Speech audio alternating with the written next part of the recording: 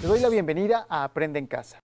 Lo genial de este programa es que vamos a poder seguir aprendiendo de una manera distinta a como lo hacemos en la escuela. Una vez que te hayas lavado las manos, toma papel y lápiz para anotar y siéntate frente a la televisión. Describirás la propagación del sonido y cómo cuidar tu oído de sonidos intensos.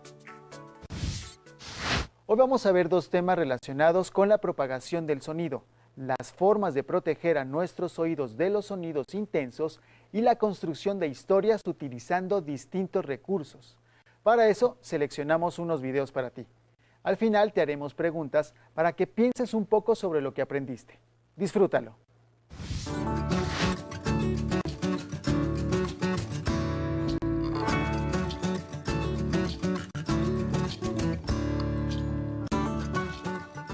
La propagación del sonido y la audición.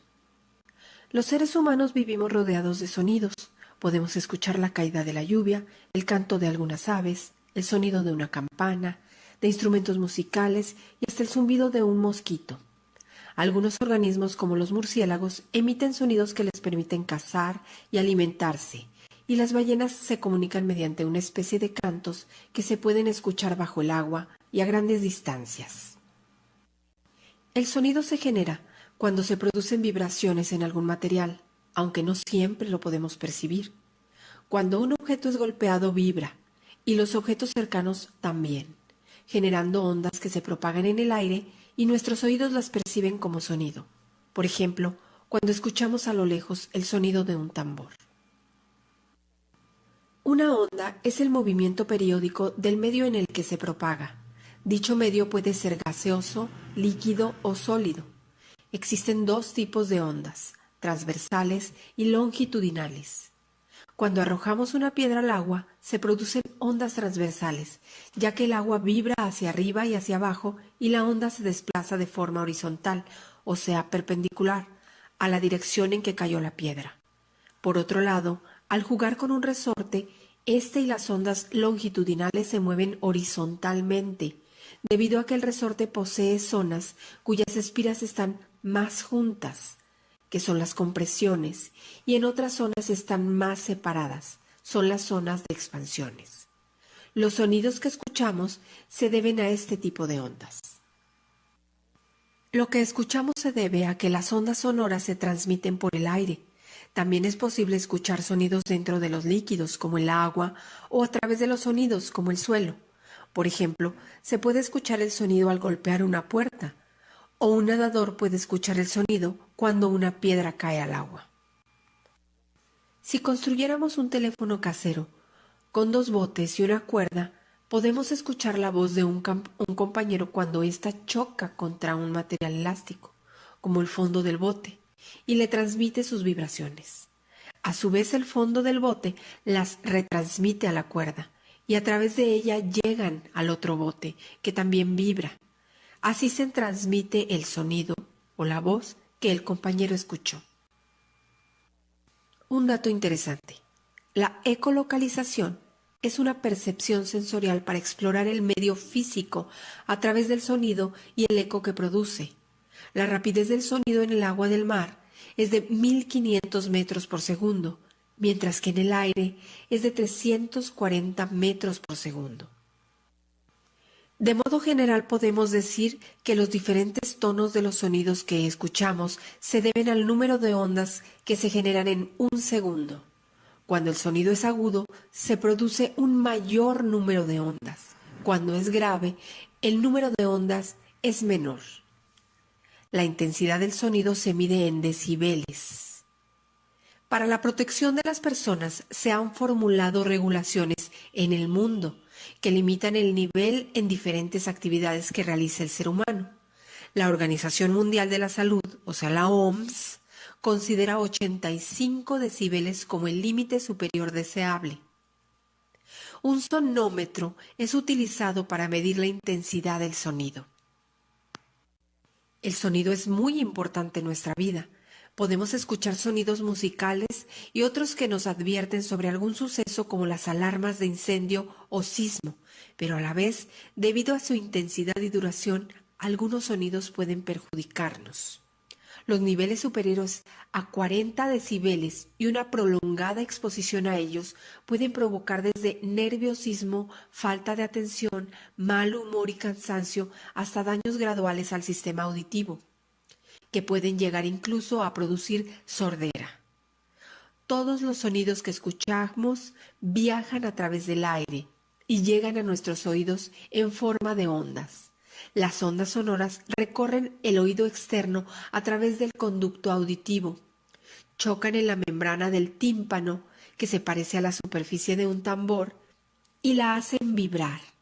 El tímpano transmite esta vibración a los 3 pequeñísimos huesos ubicados en el oído medio, que son el martillo, el yunque y el estribo, y de ahí al oído interno, donde la cóclea, que está llena de líquido, transforma la energía vibratoria en energía eléctrica, que es la forma final en que el sonido llega al cerebro.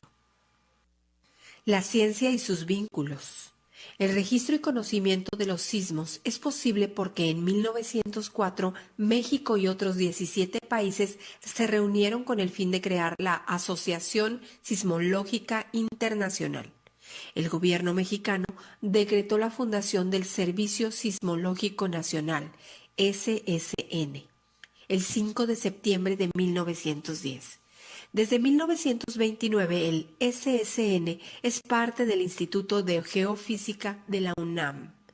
Los sismógrafos registran temblores en el territorio nacional, principalmente en las costas del Océano Pacífico, en Veracruz y el Valle de México. El objetivo del SSN es proporcionar información oportuna sobre la ocurrencia de sismos, así como evaluar y prevenir riesgos en el ámbito nacional. Los registros históricos reportan terremotos en la República Mexicana desde 1475. Un gran sismo de magnitud 7.9 ocurrió en el año de 1911. Curiosamente, el mismo día en que Madero entraba triunfalmente a la Ciudad de México. De principios del siglo XX a la actualidad, los sismos han causado daños en Veracruz, 1973, Ciudad de México, 1957 y 1985, en Colima, en 1993 y 2003, y Mexicali, en 2010. Cierra los ojos y presta atención. ¿Cuántos sonidos escuchas?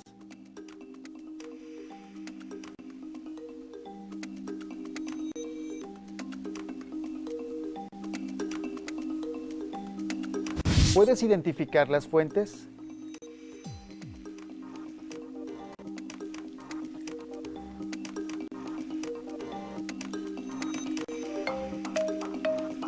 ¿Puedes distinguir los cantos de las diferentes aves a tu alrededor?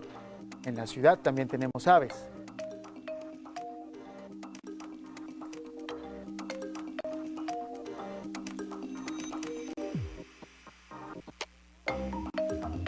¿Cuál es la característica principal del sonido?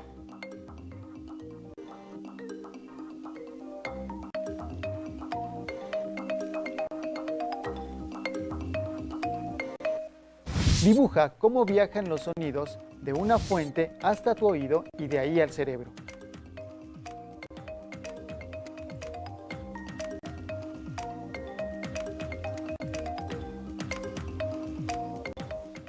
Vamos a ver los siguientes videos. Los oídos están activos constantemente, captan las ondas sonoras y las transforman en información que el cerebro es capaz de interpretar, como por ejemplo la música y el habla. El sonido es una onda de presión que puede vibrar tanto rápida como lentamente. Las vibraciones lentas producen sonidos graves, mientras que las vibraciones rápidas producen sonidos agudos. El sonido entra en el oído y se canaliza a través del conducto auditivo hasta alcanzar la membrana timpánica. Cuando la membrana timpánica comienza a vibrar, pone en movimiento la cadena osicular del oído medio. La cadena osicular está compuesta por el martillo, el yunque y el estribo. Las vibraciones del sonido se transmiten a través de la cadena osicular hacia el oído interno. En el oído interno, la cóclea desempeña un papel fundamental. Es aquí donde la energía mecánica del sonido se transforma en complejas señales eléctricas que más tarde se transmiten al cerebro. En términos simples, la cóclea es un tubo en forma de espiral lleno de fluido. Las células sensoriales, también llamadas células ciliadas, cubren por completo toda la extensión de la cóclea. Estas células ciliadas poseen distintos grados de sensibilidad para la detección de los diferentes tonos o frecuencias. Esto permite al oído percibir todo el espectro de sonidos. La transformación de las vibraciones mecánicas en pulsos eléctricos es un proceso complejo resultado del movimiento de las células ciliadas en la cóclea. Las células ciliadas están dispuestas como las teclas de un piano a lo largo de toda la extensión de la cóclea. Las células ciliadas, localizadas en la base o región inferior de la cóclea, son responsables de las altas frecuencias, mientras que las células ciliadas del ápex son responsables de las bajas frecuencias.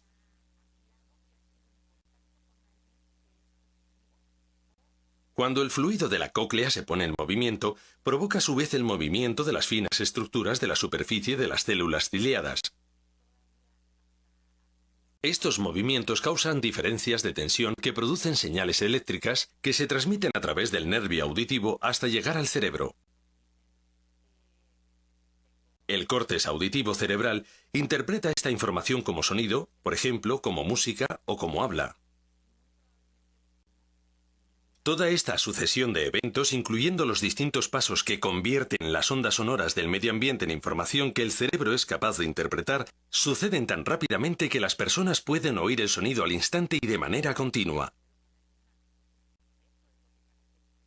En este complejo proceso, existen varios factores que pueden provocar que una persona experimente una pérdida auditiva. La pérdida auditiva puede variar desde una pérdida de leve a moderada hasta una pérdida total de la audición.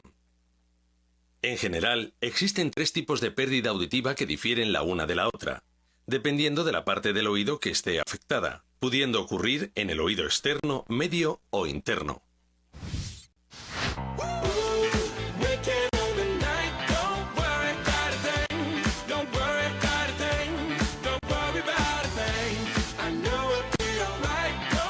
Las nuevas tecnologías han fomentado el uso de auriculares y parlantes de alta potencia.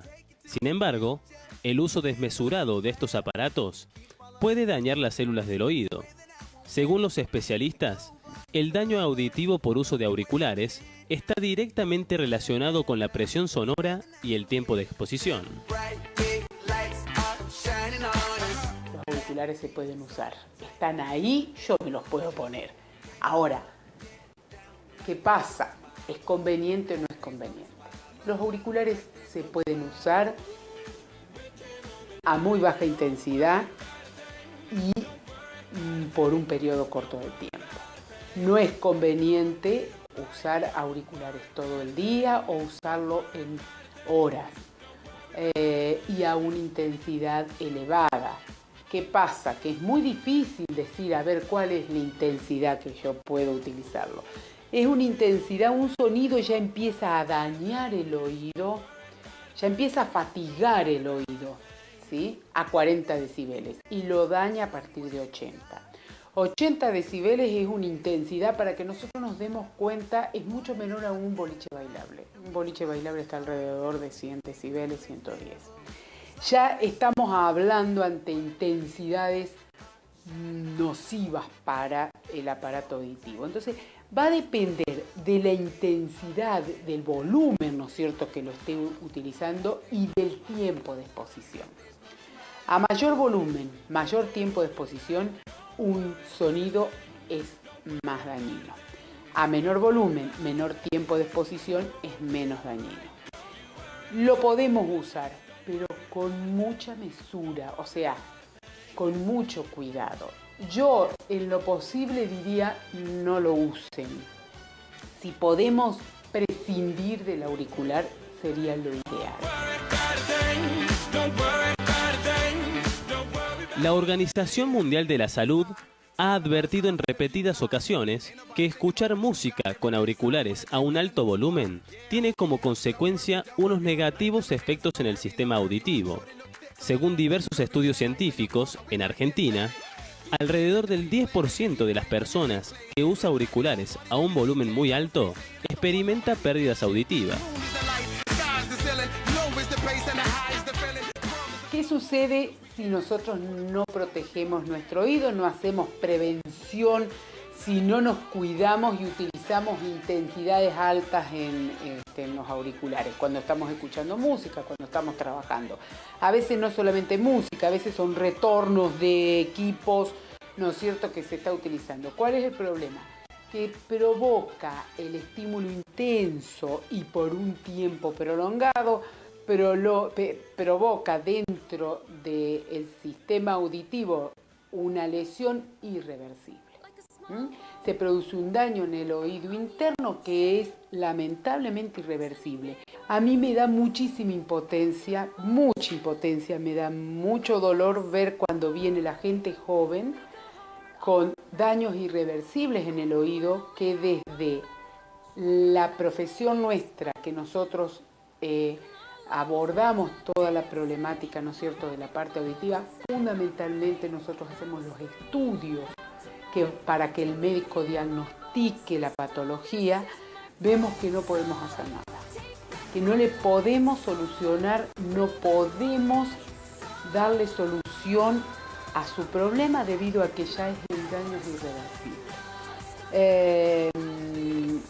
Me da mucha impotencia tener que estar equipando con un audífono una persona que lo podría haber evitado.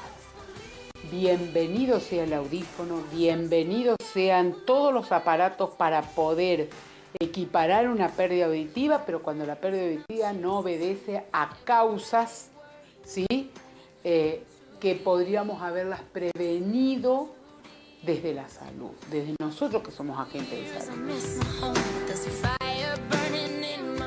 La exposición a niveles de sonido menores a 70 decibelios no produce daño auditivo independientemente de su duración, pero si este umbral sube a 85 decibelios por más de 8 horas diarias, puede ser un factor de riesgo para la audición. Aunque existen otros factores que intervienen en la pérdida de audición, bajar el volumen es el consejo más extendido entre los expertos. La intensidad es difícil, ¿no es cierto? Pero cuando uno está al lado de un chico que está usando, de una persona que está usando el auricular y vos estás escuchando por fuera lo que él está escuchando, ¿sí?, ahí está una intensidad altísima, ahí le está dañando casi seguro. Y si más se lo tiene muchas horas. O sea, lo ideal es usarlo periodos cortos y a volumen a una intensidad baja. ¿Cómo me doy cuenta? Que escucho lo que por el auricular, no tengo que hacer esfuerzo para escuchar, pero tampoco me tiene que estar molestando.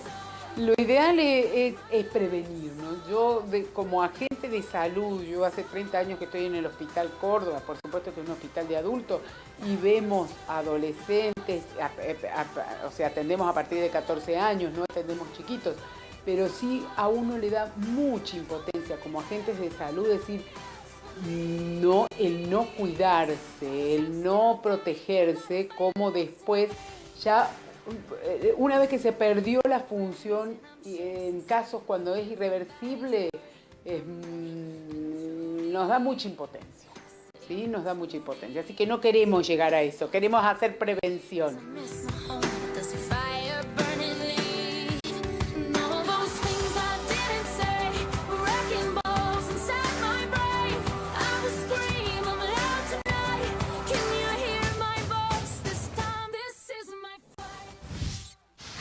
¿Cómo se llama a la estructura del oído por la cual entran las ondas sonoras?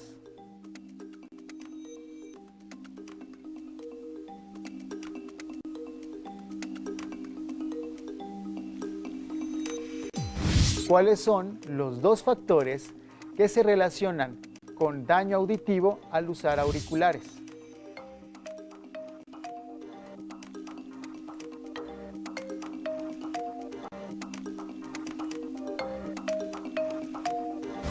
¿Cómo los podrías evitar?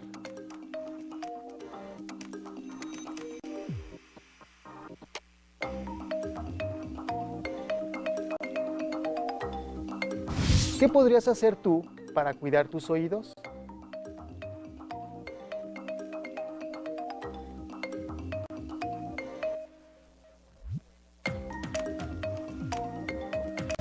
¿Qué recomendaciones le harías a tu familia?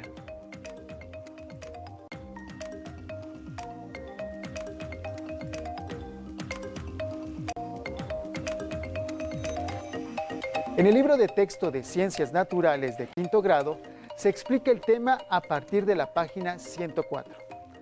Si en tu casa hay otro libro sobre el tema o tienes internet, explóralos, así podrás saber más. Si no cuentas con estos materiales, no te preocupes. En cualquier caso, platica con tu familia sobre lo que aprendiste. Seguro les parecerá interesante y podrán decirte algo más. Responde las preguntas en una hoja, ya sea a través de un escrito, un dibujo o un esquema, y guárdalas en tu carpeta de experiencias, para que en cuanto sea posible se las entregues a tu maestra o maestro.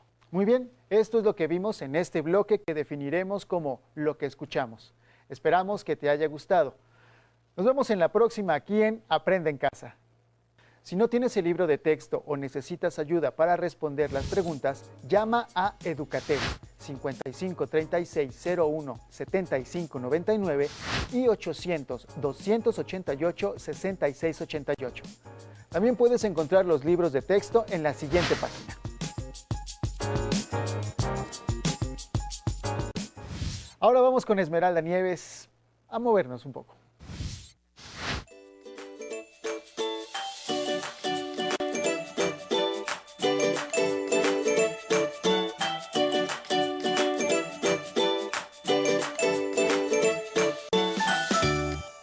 Seguimos con las pausas activas de iniciación al ritmo. En esta ocasión vamos a trabajar con una que le denominamos calipso. La intención es trabajar el ritmo musical y con este nos va a ayudar a la lectura. La lectura debe de llevar un ritmo y con esto los niños van a identificar cómo va su lectura.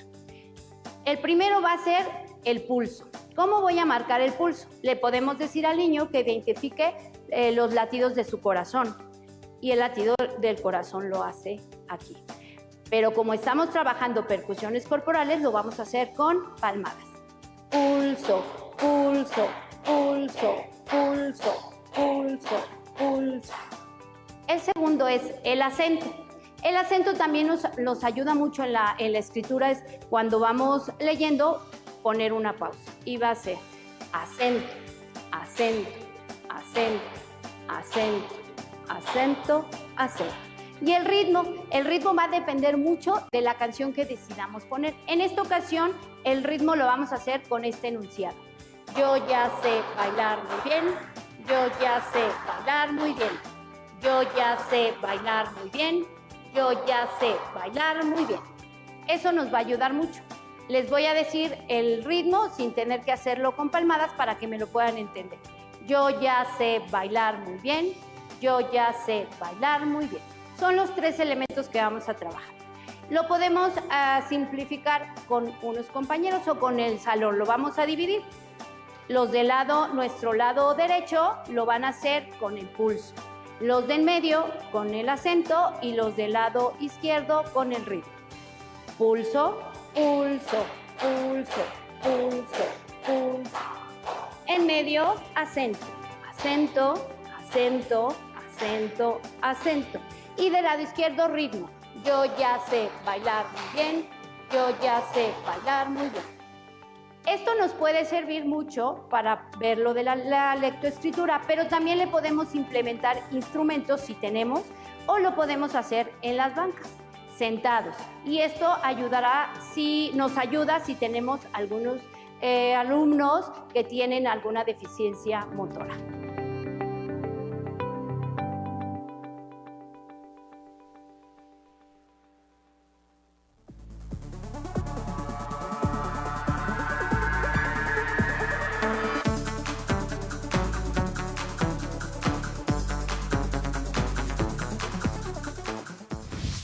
Construirás la historia de un personaje utilizando color, forma y sonido. Seguimos con el tema relacionado con la construcción de historias utilizando distintos recursos. Para eso seleccionamos 2 videos para ti. Al final te haremos 5 preguntas para que pienses un poco sobre lo que aprendiste. Disfrútalo. Los actores están listos. Abran el telón y arranca la función.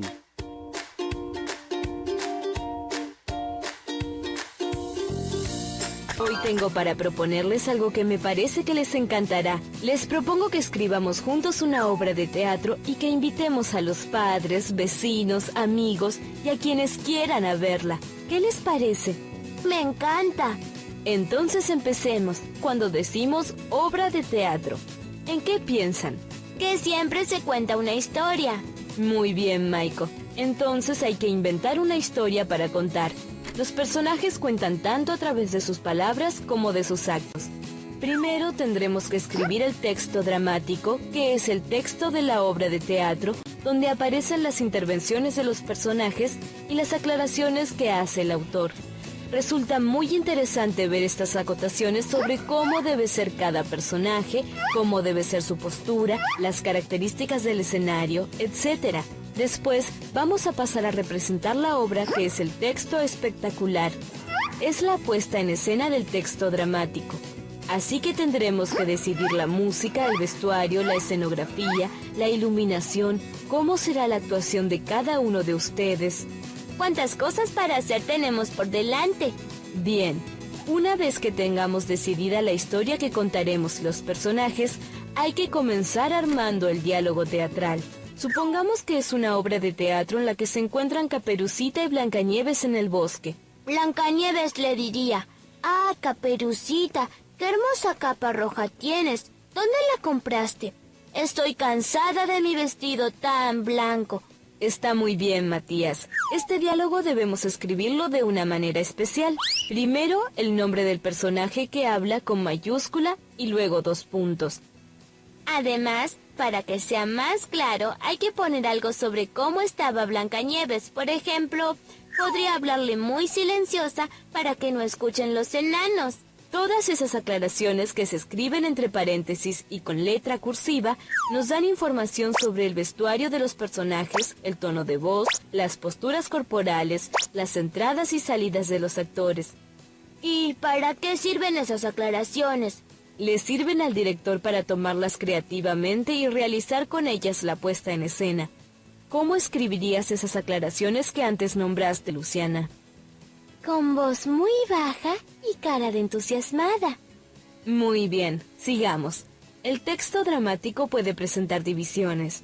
Cuando yo fui al teatro, en un momento de la obra había terminado una parte. Entonces bajaron el telón y encendieron las luces. Pero no era que había terminado, solo que venía un intervalo y después continuaba hasta el final. Exacto. Son distintas partes de la obra y se señalan con la caída del telón, como dice Matías, o con el oscurecimiento de la escena. Cada una de esas partes se llama acto. ¿En un acto puede haber varias escenas?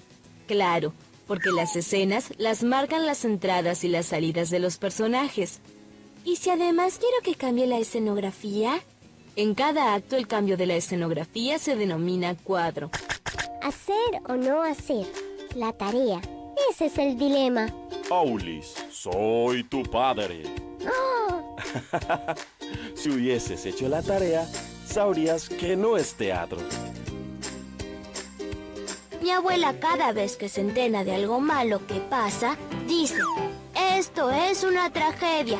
Y mi mamá le dice: «No te pongas melodramática». Es que en las tragedias los personajes se ven arrastrados por la fatalidad a graves conflictos entre sí. Como en las telenovelas que tanto le gustan ver a la abuela. Sí, y mi papá me contó que en la tragedia griega, donde comienza el teatro, siempre suceden desgracias y muertes. Por eso él siempre dice cuando lloro que no invente una tragedia griega. ¿Y te contó algo más sobre las tragedias griegas? Sí, papá dice que siempre hay un protagonista, el héroe. Y contra este héroe está el antagonista, que puede ser un solo hombre o un conjunto de cosas que le complican la vida al protagonista. A mí me gustaría interpretar a un héroe griego. Pues claro, porque los espectadores se solidarizan con el protagonista. Ahora hago mutis por el foro. No te olvides de descargar la app de Aula 365 y respóndenos en los comentarios. ¿Cuál es tu obra de teatro favorita? ¡Nos vemos!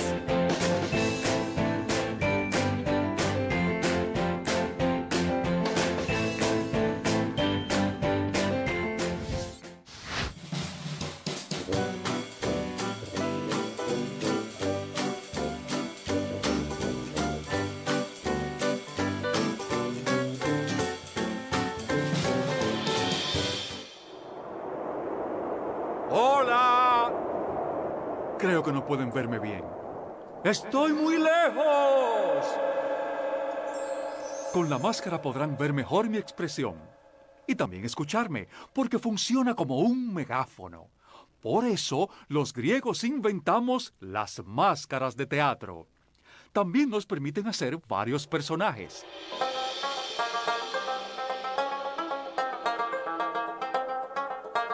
Yo soy la tragedia. Yo soy la tragedia. Y yo la comedia. Y yo la comedia. ¿Y ustedes quiénes son? El coro griego.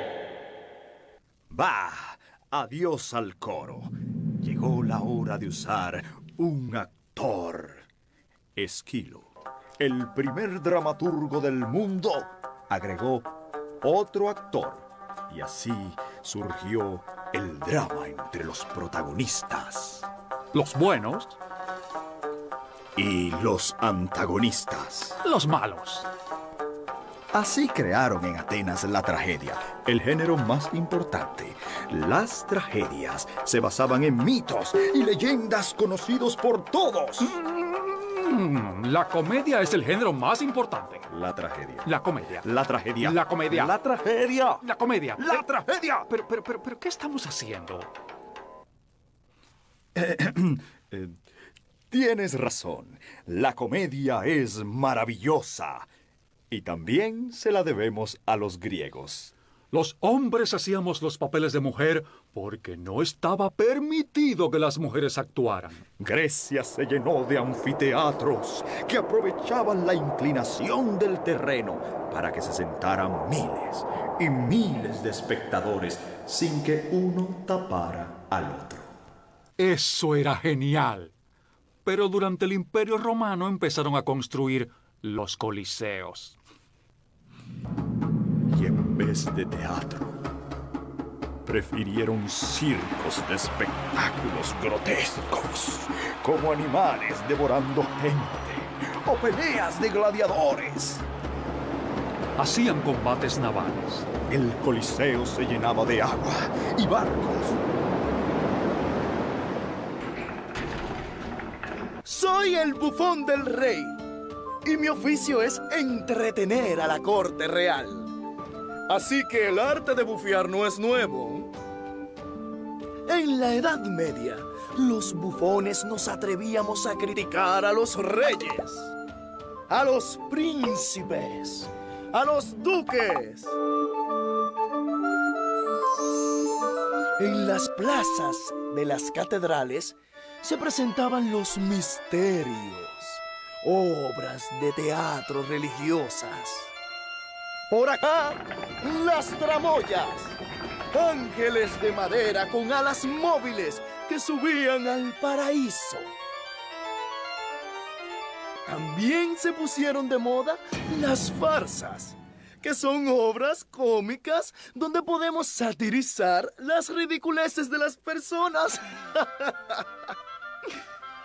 En el teatro, la gente se ve en el espejo y puede corregir sus errores.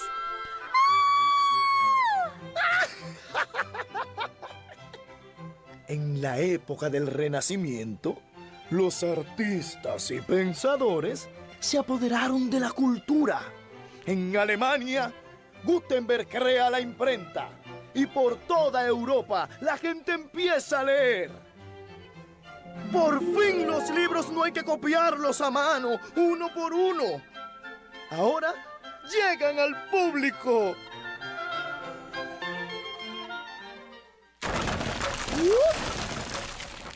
Italia se llenó de artistas y nació la comedia del arte.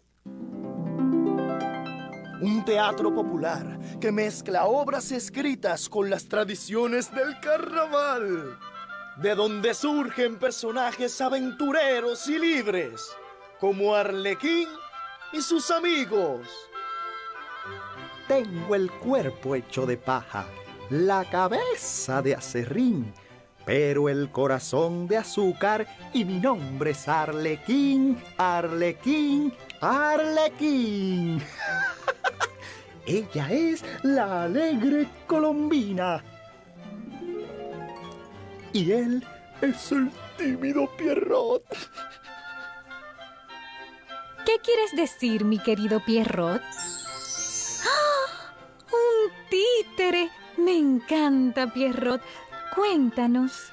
Mucho antes de que existiera el teatro con actores, ya los antiguos egipcios hacían teatro de títeres y marionetas movidas por hilos.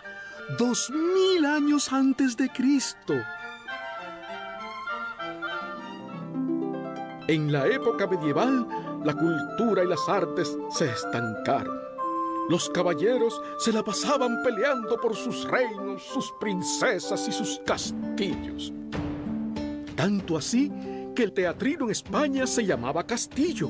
Luego se le llamó retablo. ¡Ay! El teatro casi desapareció.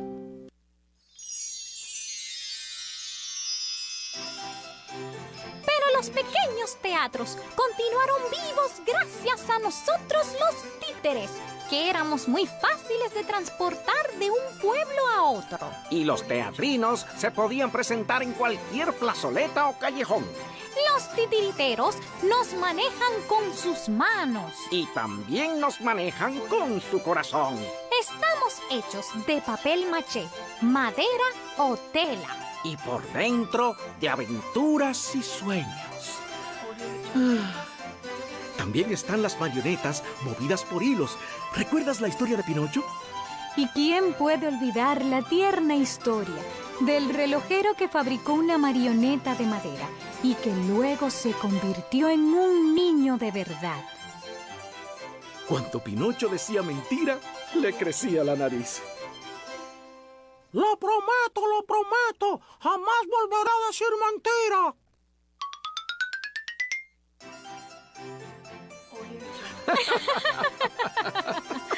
¿Ven? Ya mi querido Pierrot está contento. Te llevaré de paseo a Londres para conocer el teatro El Globo, donde Shakespeare actuó y dirigió sus obras.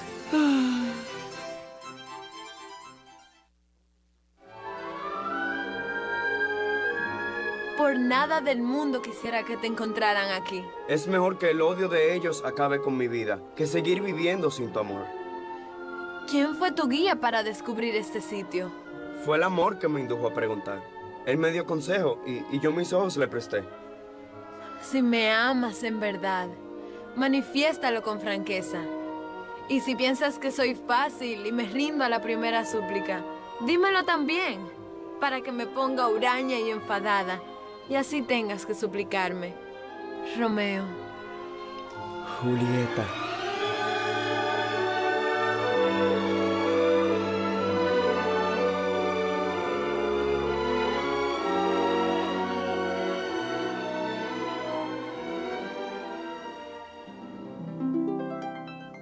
En el siglo de oro español, se ponen de moda los teatros como los conocemos hoy, con maquinarias fabulosas llamadas tramoyas, que hacen mover los decorados con poleas.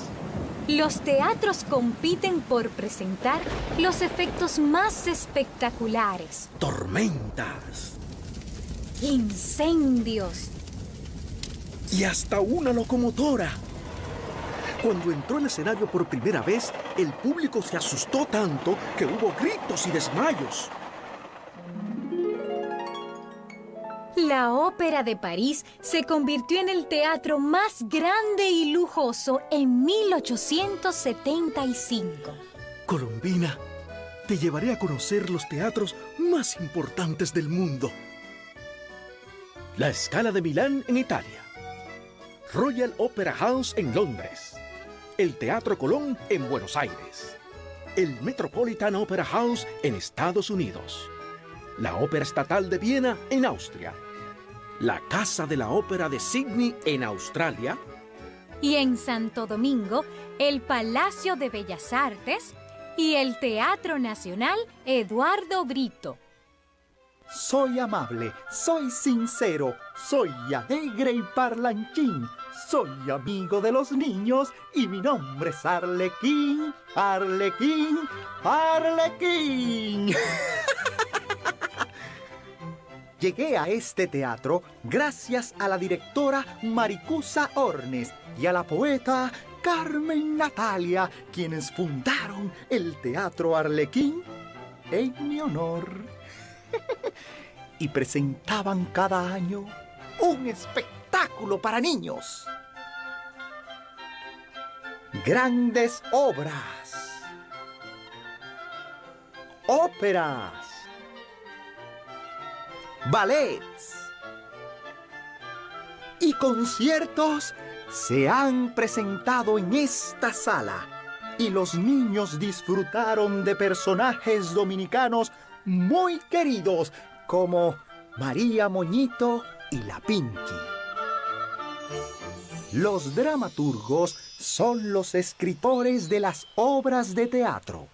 Ellos crean los personajes y los actores les dan vida para mostrarnos aventuras llenas de magia y sabiduría, como El Rey Clinejas de Manuel Rueda. Mis súbditos son los niños que aman mis historias. Y en este macuto llevo a mi chiribico. Aquí viene la niña que quería ser princesa, de Franklin Domínguez. Yo quería ser princesa. No quería estudiar. Así que abandoné a mis padres porque eran pobres y me fui al palacio. Los reyes sin hijos me adoptaron y me convertí en princesa. Nadie se encuentra contento con la suerte que Dios le ha deparado. Todo el mundo quiere ser diferente. El soldado desea ser civil. El civil anhela ser soldado. Y el pobre quiere ser rico. Y el rico ambiciona ser más rico. Ni siquiera pude conocer a los reyes. Estaban muy ocupados en cientos de guerras. Quiero volver a casa. Tengo que encontrar el camino de amapolas y azucenas antes de que me sorprenda la aurora. Si no, tendré que regresar al palacio para siempre. ¿Cómo pudiste escapar del palacio? Dice mi chiribico que el que entra no sale jamás. Porque le dije la verdad. Toda la verdad a la puerta del palacio. Y prometí volver a mi casa junto a mis padres y no abandonarlos jamás. Prometí seguir estudiando. Y me dejó salir. Pero ahora no encuentro el camino a casa. Princesa, mi chiribico nos guiará. Y todos te acompañaremos a tu casa antes de que te sorprenda la aurora. Gracias, Rey Clinejas. Gracias no, princesa. Vámonos huyendo antes de que nos sorprenda el amanecer. El teatro es ilusión, aquí todo es posible. Divertirnos a montón y olvidar tus penas. Aprendo la lección. Un personaje es Inés, de buen corazón, que siempre te consuela. Nunca falta el malvado, cuidado con el traidor. Con ellos aprenderás a tomar tu decisión. Con la magia del teatro vivirás con ilusión. Volarás como una nube entre la luna y el sol. Volarás como una nube entre la luna y el sol. ¡Que se cierre el telón!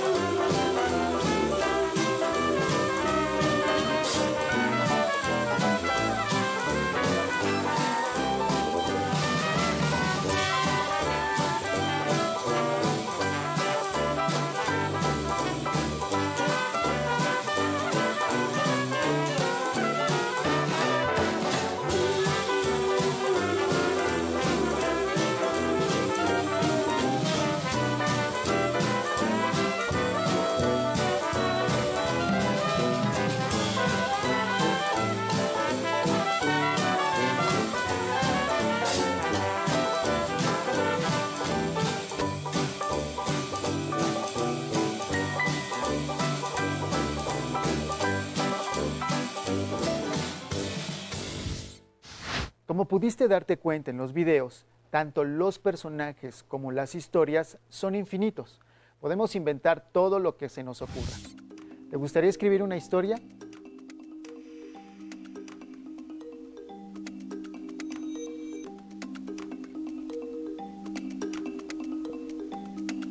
¿Qué características tendrían tus personajes?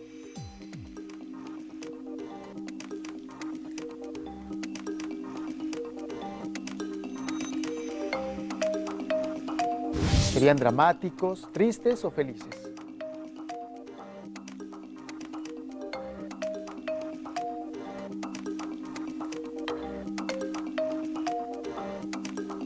¿Cómo sería su vestuario? ¿Qué colores y formas tendrían?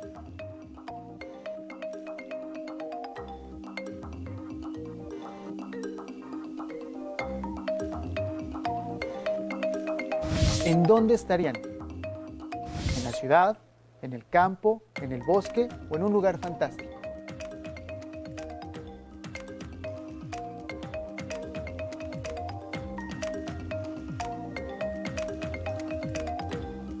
¿Qué historia se contaría entre ellos?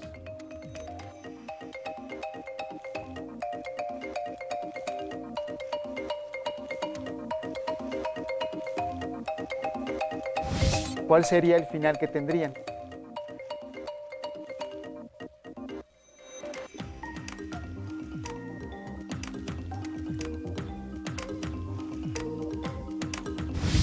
Platica con tu familia para crear una historia compartida. Si en tu casa hay otro libro sobre el tema o tienes internet, explóralos. Así podrás saber más. Si no cuentas con estos materiales, no te preocupes. En cualquier caso, platica con tu familia sobre lo que aprendiste. Seguro les parecerá interesante y podrán decirte algo más.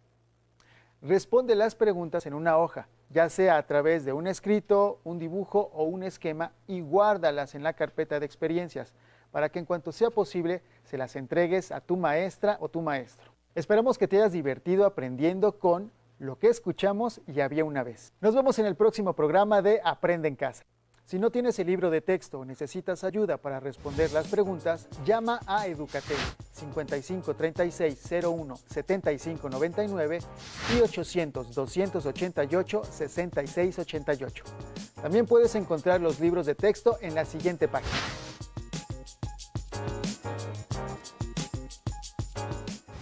Nos vemos en la próxima aquí en Aprende en Casa.